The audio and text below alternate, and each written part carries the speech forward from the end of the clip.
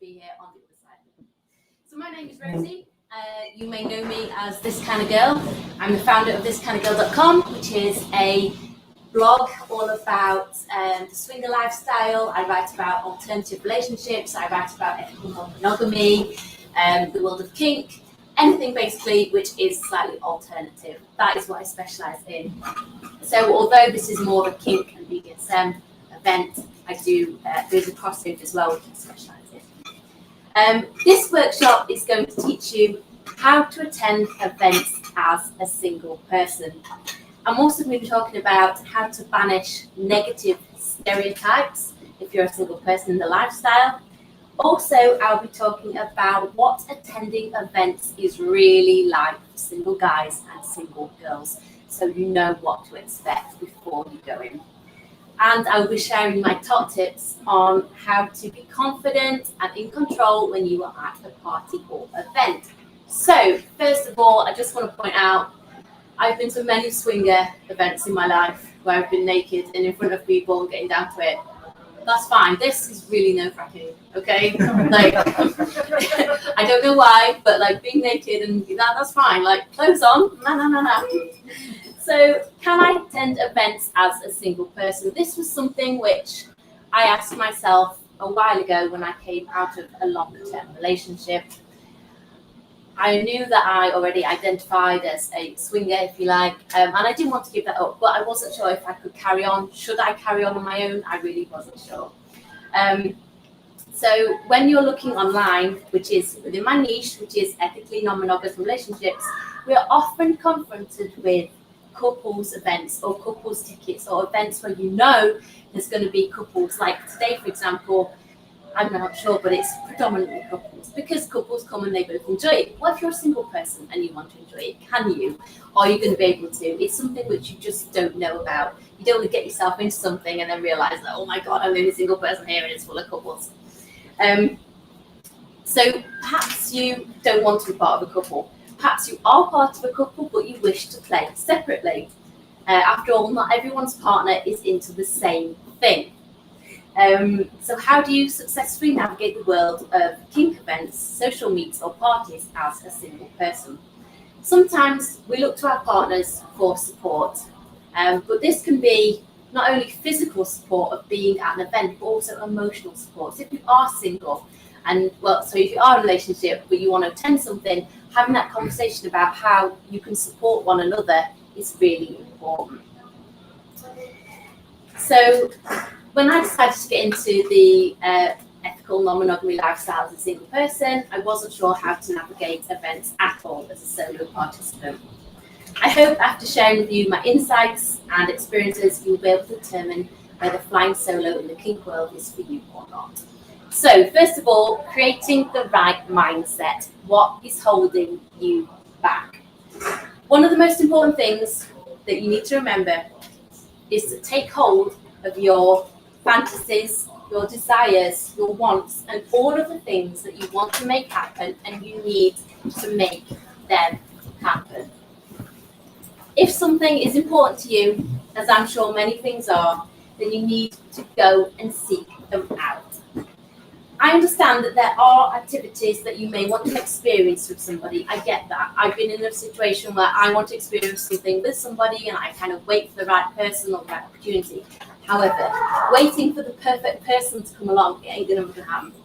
It doesn't happen like that. If you want to go and experience something in life, take it by the balls and just go and do it. And this is what I try and teach people. So don't let anyone or anything prevent you from having experiences that you as an individual want to explore.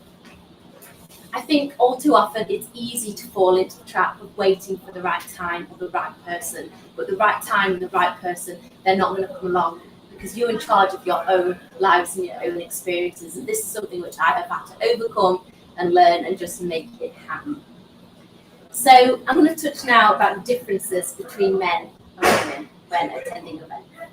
So it's important to remember that although both single men and single women, they can attend events, and they do attend events, how they are received in the kink and BDSM and swinging world is really different. Who's laughing? Sorry, I just want to understate that.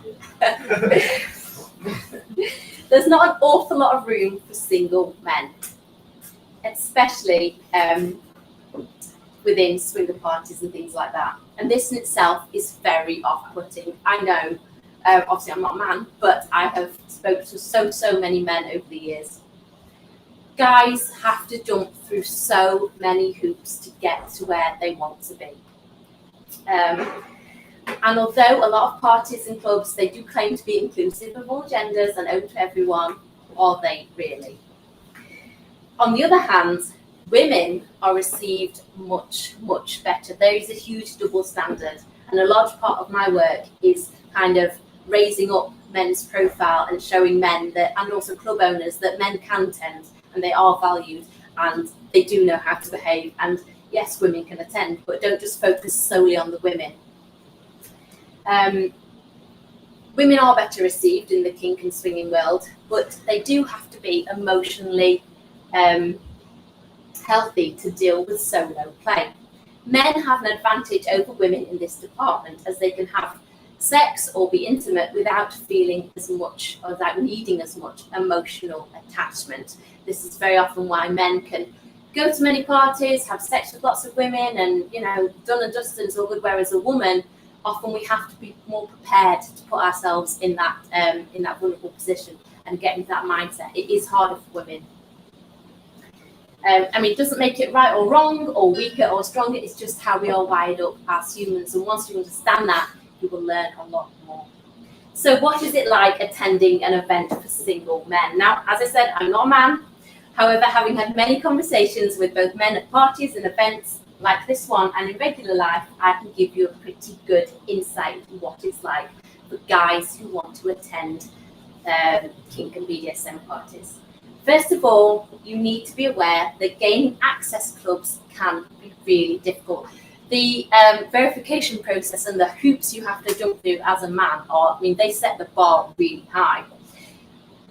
Until that changes, which it's not going to do because I do see both sides, the only thing you can do is jump through all their hoops and adhere to what it is they need and meet their standards. Chances are the organisers, they want to make sure you're there for the right reasons, you know how to behave inside, you're respectful, you're, also they don't want to have too many single men. If there's an event where there's 20 single men, 5 single girls and a few couples, the ratio isn't right, and you're going to have a really bad time as well, because unless you're gay or bisexual, you're probably going to leave with having a rubbish experience. So it is in the event organisers' interest to make sure it's even mixed. Some events, they do cater to single men, and if a club is hosting a specific night, then chances are single men will be able to attend. However, places are limited, so you do have to be verified by the hosts, and don't just turn up on the off chance that you will be let in. So, on the flip side, what is it like attending events as a single woman? I actually wrote here that this is something I specialise in, and then I realised that makes me sound like I'm really single. So solo women in the kink and swinging BDSM world, we are a bit of a rarity. You do get dominant women. I am quite dominant, but solo women in the swinger world especially are a bit of a rarity. And I, for one, I completely understand how attending events as a single woman is a huge step, and it is very daunting indeed. From kink to BDSM events to socials and talks, going it alone as a single girl in this lifestyle, it is really scary. Now, luckily, as I said, I have had quite a lot of experience in this. I've had to overcome my fears and reservations and navigate my way through all kinds of situations over the years. But luckily, you guys and girls don't have to, because I've done that horrible stuff for you, and now I can teach you how to do it. There are definitely advantages to attending events as a single girl. One of them is you pretty much always get let in, but also it's very often cheaper for single women, and clubs are very protective over single women as well. You do have to do a verification process, but they're a lot more lenient for single girls. Now, although it all sounds pretty peachy for single women, there are a few negatives about going it alone. It can be really hard to strike up conversations with couples. As many couples who attend events are only looking to meet or play with other couples. And also, some couples will see you as a threat. This has happened to me many times. And also the rejection happens. People seem to think I don't get rejected. I do, even now. So what are the downsides of attending events as a single person? Learning how to handle rejection is something we all have to deal with. It doesn't matter how long you've been involved in the lifestyle or what you enjoy or who you are or what you look like or what you bring to the table, you will get rejected. I get rejected more times than I would like to say for one reason or another. And you just have to understand that if the dynamics aren't right, it's better to just walk away. And I think sometimes the fear of rejection and the fear of, oh my God, what if nobody likes me? What if, I can't talk to anyone, if they turn me down, is what's holding people back. But it's far better to go to an event and to put yourself out there and say, yeah, you know what? This is what I bring to the table. This is what I bring to the party. Are you interested or not? Because you gain from that experience. So questions I am asked. Are clubs safe for single women? This is something which I am asked all the time and with good reason.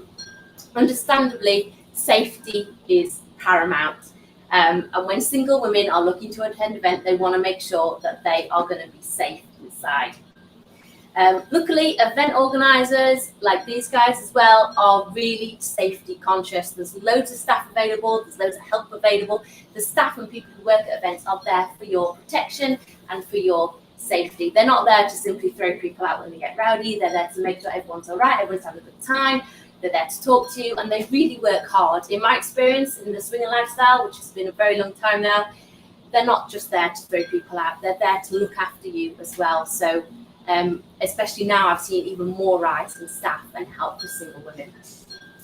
Of course, you should never, ever be coerced into sex or intimacy that you're not happy with. This stands for men and women. And another thing that people ask me is, what should they wear? What should women wear? The rule is, or the answer is, wear whatever you feel comfortable with.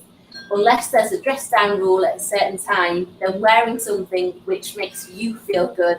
If that, like, I went to a club last night and I was dressed like this, and I felt absolutely, yes, I was dressed more than a lot of women, but I felt really confident and really sexy. And the rule is, whatever's right for you, wear it. The same applies for men. Although some clubs do say that they want you to wear, dress a certain way. If you feel happy wearing a certain type of outfit or a certain type of get-up, whatever it is, wear it and own it. And, that's your choice and that's what you want to do. And also for single women, you should always take time out after an event to reconnect with your mind and your body. Think about what you enjoyed, think about what you didn't enjoy. How did your body respond? What people did you meet? And what would you like to experience or will not experience again? So reconnection is really important as well. I don't need to tell you about establishing rules and boundaries because it's something which is huge in this lifestyle already, but the same applies when we are attending events as a single person. Are you happy to kind of sit and chat to everyone? Do you want to be approached? How happy are you to engage in conversation? You need to think about these things because people, they will ask you, what you're here for, what do you enjoy, what do you like. So you have to make sure you have a bit of a plan in place, basically. Now, if you were to attend a smaller event, for example, like a house party or a smaller meet or a smaller social event, then it's always important to meet the host or the organizer first for a chat and just find out a little bit more about it. Don't just rock up on the off chance that you'll be let in again to a party, because I've seen this happen. Always, the more conversation you have in the vanilla world first is always better. Now, negative stereotypes of single men. This again is something which I receive so many questions on, and it's something which I think there needs to be a lot more work done on. So I received this question from one of my followers, and that was, "Dear This Kind of Girl, how do I deal with the stigma attached to single males? I think many men feel they are portrayed as greedy sex seekers." Firstly, we need to look at why this stereotype is conjured up. After all, why is it but some single men portray the image of greedy sex seekers. Now, sadly, from experience, I have met, over my 10 years I've been a swinger, I have met men who have portrayed these characteristics. However, it's a really small proportion, but it seems to me that everybody, all single men, get lumped with this same label, and it's really not fair. These are the men who lurk in the shadows, they're waiting, they're wanking, and they're watching, and they ain't never going to get involved. They're just going to make you feel creepy and uncomfortable, and that's all they want to do. I'm afraid if you act like this, you will fall subject to being labelled as a creepy, horny sex seeker. And it's these men who give the regular, genuine, lovely guys a really bad rap. So how do we change this stereotype? What you have to do is rise above it and demonstrate that yes, you are at an alternative event or a swinger party or a kink event or whatever it is. But no, you're not overtly horny and you're not desperate to have sex with anyone just because you're there and you want to get your money's worth. That's what I've heard. You have standards and you're willing to jump through a few hoops in order to attend a party. You can hold great conversation. You're charismatic, you're charming, you're flirtatious, and you're a real catch, and you would never wait lurking outside a curtain for the opportunity to go in because you don't need to, because you're already inside where the action is happening. When we are met with negative stereotypes, what we have to do is challenge them. This is something I've learned when I started my site and my blog. I was met with so many stereotypes of what women like me are like and what we enjoy and what swingers and open relationship people are like. I aim to completely banish that stereotype and show people it's normal. So if you're a single guy and you say to me, you think I'm different, let me show you. So you think I'm like all the rest, let me show you I'm different, I would be instantly intrigued. If you present yourself from the offset as being a cut above, someone who knows what they want, who is secure in his sexuality and is confident, then how you are perceived either online or at an event will change dramatically. Men who go around saying, I'm not letting a man near me, I'm not going to let a man near me, or I can't, man might touch me. It's really insecure behaviour. Whether you want to be near a man or not, if you have to verbalise really loudly that you can't be near another man because that's gay, that's really, really awful behaviour. And I have seen it and witnessed it so many times. And it's really unpleasant. And there is no place for it in this world at all. And you have to question, well, why are you here, sir? So really think about how you behave. Don't let the stigma define you. Challenge it. If people expect you to be one way or the other, demonstrate to them that you are the exact opposite. So what do people look for in single males? It doesn't matter about sexual preference or how you like to play, what type of kink you're into, or what your relationship status is. The same rules apply to all single males. It's imperative to remember that serious kink and swinger couples and alternative couples are part of a successful team, and they should always be approached as one. I've seen guys waiting for an opportunity to pounce on the woman as she's perhaps going to the bar, she's going to the bathroom, and that's when they make their move. This is going to land them with nothing. They suddenly decide this is the perfect time to engage in conversation with her on that 30-second trip that she's going to make while she's away from the clutches of her husband or boyfriend. This technique, it does not work, guys. You need to show respect to both parties and don't do this. If you want to get involved in a scene, you want to get involved with a couple, or you want to talk to a couple, what you have to do is approach them both and show respect to both partners. All too often, we get so wound up and het up with the person that we want to talk to, or the person we want to have sex with, the person we're attracted to, that we completely disregard their partner, which is not how serious couples get down at all. They're there as a team because of the foundation that they're built on. They're not going to let anybody infiltrate that. That's not how they get down. Because odds are she will return to her partner saying, I was just approached by some guy. Don't be that guy. So how can you do this? Instead of diving in with the graphic sex talk, ask them about what experiences would they like to have in the lifestyle as a whole. What do they enjoy outside the world of kink? And how long have they been together as a couple? What can you bring to their situation, their scene, their whatever it is, and how can you add to that? What kind of boundaries do they have? And what relationship dynamic is present? All too often, single guys, they get their approach all wrong, and this lands them with nothing. So I'm going to share with you now a really good piece of advice. It's not just for single guys, it's for single women as well. And it can be used in all situations, not just in alternative events and kink, but life in general. I've used this in the gym and it works like a treat. So I wrote recently an article called Can Single Men Visit Swinging Clubs? And I shared this in depth there. I'm going to share it with you now. So when you're at an event and you see people, a person that you like the look of and you want to talk to, you're attracted to them, you're all there for the same reasons. It's a kink event, it's a social, it's a swinger event, whatever it is. You all know the context that you're there for. You don't need to have that conversation because you're already there. Before you even go and talk to them, before you even start that conversation, you need to shift the focus away from where it is you'd like to end up. This sounds weird, I know. So what do I mean by this? By shifting the direction, you are taking the pressure off yourself and you can relax and you can engage with them naturally. So instead of diving in with the sex talk or the explicit talk or the talk about what we're going to do, how we're going to get down and, you know, all these intimate details, you talk normally and naturally and you talk about so many other things other than the nitty-gritty.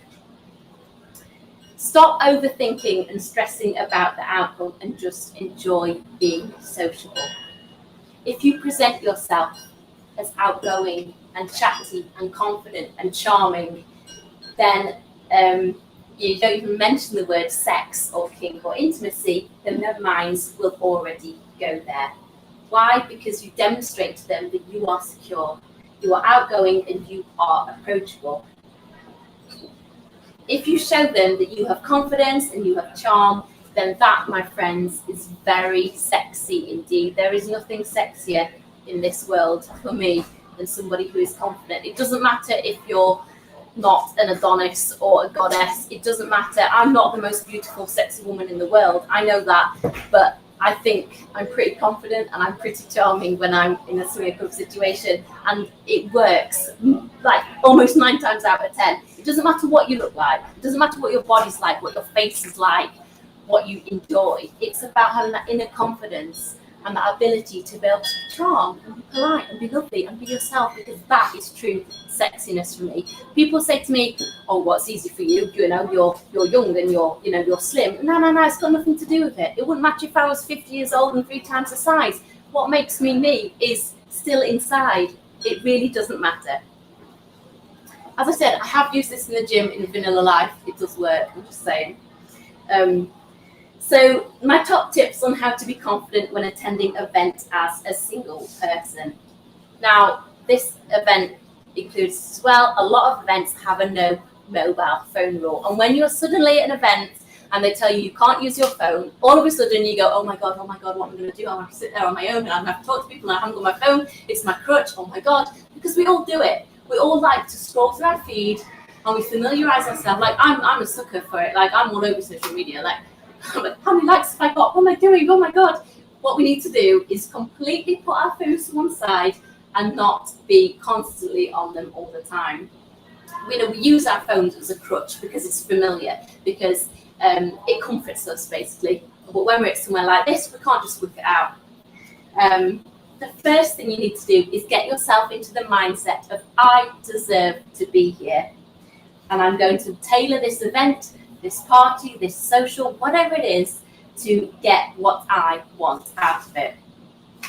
So with this mindset firmly in place, think about how you present yourself. Don't be tempted to scuttle in and find a corner and sit there with closed off body language. And if you don't want to talk to anyone because you're really nervous, don't do this. You need to breathe in. This applies for men and women. Breathe in with your head held high and smile, and don't display any closed off behavior and body language. You need to sit in a relaxed open posture with your wrists like this, facing outward and your neck exposed. This shows that you're vulnerable, because these parts of your body are very vulnerable, so we don't often show them. But if you show them, you're vulnerable, but you're relaxed, and you don't need to sit on your phone, you don't need to sit like this, because you're relaxed, you're confident, you're calm, you're sexy, you're in control, and you've got this. You need to get into the habit of talking to everyone, regardless of whether you find them attractive or not. Display that you are friendly and you are approachable to each and every person there. This is something which I think so many people need to learn. Very often, as I said at the beginning of this, we wait for the perfect person to come in who ticks all the boxes. That person doesn't exist. The only place they exist is in your mind. What you need to do is get in the habit of talking to everyone. I very often review swinger clubs, which means I have to go to events where I don't know anyone. All I know is a brief about the club, and I go and review. I have to talk to everyone, regardless of whether I want to play with them or whatever or not, because that's my job. And I want to hear what older couples have got to say, younger couples, single guys, single girls, kink couples, people who are there for different reasons. So we really need to get in the habit of talking to everyone. And then when that perfect person does come through the door, they look at you and they say, oh, he's really he's really sociable, and he's really chatty, and he's charming, and he's talking to everyone. I want to talk to somebody like that. And that's where their mind goes. If you're sat in a corner with your arms crossed like this, terrified, it's never going to happen. You have to remember that you and you alone are in charge of your experiences, and who you meet and who you socialize with and who you don't, and what you experience. You are brave, you are bold, and you don't need anyone to accompany you. It's really important to remember that other people attending events are not your competition. This is something which so many people ask me. People get in the mindset that, well, if there's other single men there, they're going to be bigger than me, and they're going to be taller than me, and they're going to be able to foot better than me. And women think, well, women are going to be there, they're going to be slimmer than me. Stop getting into this mindset, because you are you, and you know what you bring to the table. And it doesn't matter if somebody's taller than you with a bigger whatever and a type or whatever. It doesn't matter, because they're not you, and you know what you bring. Yes, there are people who are different to you, but that's what it is. They're different. They're not your competition. And if you've got this mindset, then it really doesn't matter the type of event, because you're going to tailor it and you're going to make it work for you. You are confident, you are in control, and you have got this. So that's the end of my talk. I really hope you've enjoyed it. I know I've come across a bit confrontational, like, learn from me.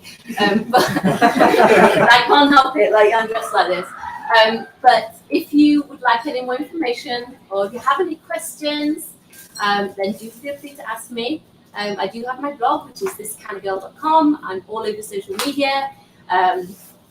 I also, like I said, I review swing clubs. I've been in this lifestyle a very long time. Also, there's the kink and swing crossover. But single people is something of a speciality of mine, because I know what it's like to want to attend events as a single person and perhaps not be able to, or not think they're able to. These are all things I've had to overcome. So yeah, that's me. So one thing I will add, and sorry if I missed it because I had to run and do something. We all did kink things for the first time once. Okay, so everyone has been in exactly the same shoes as you going to an event for the first time. And you might have been going to various events for years and years, and all of a sudden there is a new one. You'll get nervous energy going to that, but remember, everyone else is going there for the first time at some point themselves, and that's something that everyone has in common. So if you think, oh my God, I'm going to run out of things to say, then always remember, oh my God, it's my first time. How was your first time? And you've got an instant rapport to build that conversation with people. Yeah. Well, like as I said, if you're not sure what to say to people, which is very common because you don't know, am I going to come across as too forward or too explicit? The best thing to do is say, how did you find out about the club? How did you find out about the hosts? How did you find out about the venue? And people love talking about themselves, as you probably noticed. Like, they love talking about themselves. So you have to ask a few probing questions, and people will just reel off loads and loads of, oh, well, we went there and we came there and we really enjoyed this. And it's so easy. But yeah, everyone's been in the same boat. And avoid closed questions. Do you like this? Yes. Well, of course you like it. You're kind of here. So be aware that if you give someone and they're nervous questions that they can answer with yes or no, that's all you're going to get. Okay. So be open, be expressive, and link in with people. So I don't know whether anyone's got any questions they would like to ask or not. I'll do my very best. No? Go on. With swinger clubs, like, how do you gauge before going the kind of balance between the sexes? Because I've heard some like horror stories where it's like 90% men and then So very often with swinger clubs, what you have to do is look on their website for what nights they have, because some nights they do specialise in single men, and it's predominantly single men and couples who like to play with them. Whereas some nights they specialise in couples and only single girls. So again, do some research, and any reputable club or any good club will always put up loads of information. So do some research first, basically. I know that sometimes it's a bit daunting of, oh my God, who's going to be there? But club organisers, they want there to be a really good mix, because they know if there's predominantly single guys, a few girls and a few, like, it's not going to be right. The dynamics is not going to work. So it is in their interest to have a good mix, but always check with the club, because they do work hard to make sure there's somebody for everyone. So any more questions? Go on, my love. ask if I've got any advice on kind of responding to people who are kind of crowding you in an event. So say you're there and you want to talk to everybody, and there's one person who's just like literally taking forward for attention, and you kind of said, I'm going to go off and do I know what you mean. Yes. So very often that relates to putting your boundaries and stating your needs and kind of stating what it is you want. So a good tactic to say is, I've really enjoyed our conversation. I think you're a really lovely person. I'm not looking to play tonight, or I'm not looking to play right now. I'm just going to go grab a drink or something like that, basically. So it's like, but the first thing you have to do is not be abrupt and not be dismissive, but be polite about it and say, look, I've really enjoyed our chat. I think it's so nice to meet you. But I know I'm not looking to get down to anything tonight, or I'm not feeling it. So, and that's what you have to do. And then if it carries on, that's when you would then go to the event organizer, because you can set your boundaries. But I think very often people do feel kind of pressured to, oh well, they've spoken to me, so maybe I should. No. It doesn't work like that. So, any more questions? Can I ask a question based on the reverse of that then? So, any tips on how to deal with rejection, both what to say to the person that's rejected you, hopefully politely, but also just yourself, so you don't then feel too upset not to come back? I think sometimes we all feel guilty when we reject people, and it's horrible being the rejector and being the rejectee. And I think sometimes it's really difficult, but I would much rather put that out there on the table than go through the motions with somebody who I'm not completely happy with, or I'm not completely comfortable with. And sometimes we do kind of think, oh, well, should I have done that? Do I feel guilty? No, you know what you like, you know what you want to experience, and stick to what it is you want to enjoy. So although it's hard, and it is hard having to reject people, because sometimes it is an expectation that people expect you to play, they expect you to be a certain way. The only thing you can do is be honest, but be kind about it, whatever it is, whatever you have to say to people. Kindness will always get you so much further in life. And equally, if you've got to actually reject someone, be nice about it. There's no need to say, oh, fuck it hell, I'm not going anywhere, because that invites them to have an argument with you. Whereas a polite, yeah, sorry, no, this isn't doing it for me today. You know what? maybe another time, Yeah. because then it's like, I'm going to walk away from this politely because there may be another time. Whereas if you shut it down rudely, then it quickly develops an atmosphere in venue. And also, there's very often online, this is something I've noticed when looking on alternative dating websites, I would say, very often people, they say they have a huge list of people they don't want to meet. Don't want smokers, don't want overweight, don't want over a certain age, they don't want a certain body type, and this. It's really offensive, and it's something which people instantly, they build up this image in their mind of who it is they want, and then if you do try and talk to them, you instantly get rejected because you're a certain age or a certain colour or whatever it is that people don't like. And people do tend to kind of bring that into the physical world as well. Well, I'm not playing with you, you're size 14 or size 16 or, you're not a certain type or a certain way. And I've heard that so many times, and it's absolutely awful. It says everything about them and nothing about you. Simple as that. Because anyone who's known me for any length of time will tell you that there is no pattern to the people I play with. Some of them are size 8 up to about 28 stone, because I'm playing with people. So I want to make that connection, and I'm not, yes, I'm going to be attracted to certain people physically, but that's not the same as being attracted to them mentally.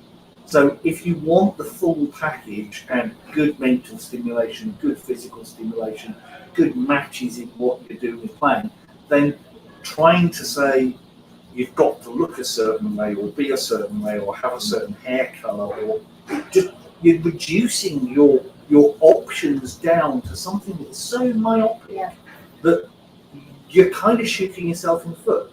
You are never going to go out and every single time meet the perfect 6'4" Amazonian busty woman of your dreams and okay. So the more criteria you put in, you must also accept the more likely you are to be disappointed on your evening out. But invariably, people don't own that disappointment because, I went to that club and it wasn't full of 6'4" Amazonian women who were dripping all over the place. Because they can exist. But yeah, it all ties back into the only thing for me that I find attractive that you should bring to the table is that inner confidence. Because again, it doesn't matter your age or body type, what you wear, what you enjoy. If you've got that, it really doesn't matter. But people do, they judge immediately by what they see, but they're the ones who are going to end up with nothing, essentially. Go on. Would you please elaborate on or I deserve this mentality? Oh, when I said that you deserve to be here. Yeah.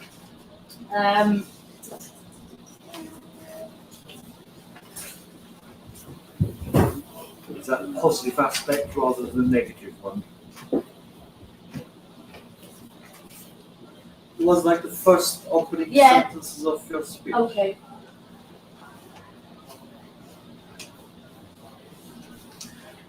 Sometimes when people go to events, one of the nervous things is, am I supposed to be here? Am I good enough to be here? Am I kinky enough? Am I swingery enough? Am I open enough? And the answer is, you've already got further than everyone else. Because if you look at the Kinsey scale, and it says 1 in 10 people are kinky to some degree. Well, actually, if that 1 in 10, less than 1 in 10 of them comes out to events. So the fact that you've actually made that effort, you've gone to the extent of, I hope, reading about the event, interacting with the website, understanding what's going on, and walking in with an informed decision, you deserve to be there. Yeah, definitely. Because the majority of people are sitting there behind a keyboard. They're never going to do it. All they can think about is it's a fantasy, and it's it's something. The amount of people online who they do their kink or their whatever it is online, and that's as far as they're ever going to go because they haven't got that drive to get there. So if you jump through those hoops and if you make that effort and you tick those boxes, and yeah, it is hard for single guys. I get that. I appreciate that. And if you still get your foot through the door, yes, you fucking do deserve to be there. So well played, sir. So, and it's the same for single women as well. You know, you're bloody liberated. You're sexy as fuck. You know, it doesn't matter what you want in life because you're gonna go and get it. You don't wait for the right person to come along before you do what you want. You deserve to be there. So that's when you should make it happen for you. If we just have a show of hands for Rosie.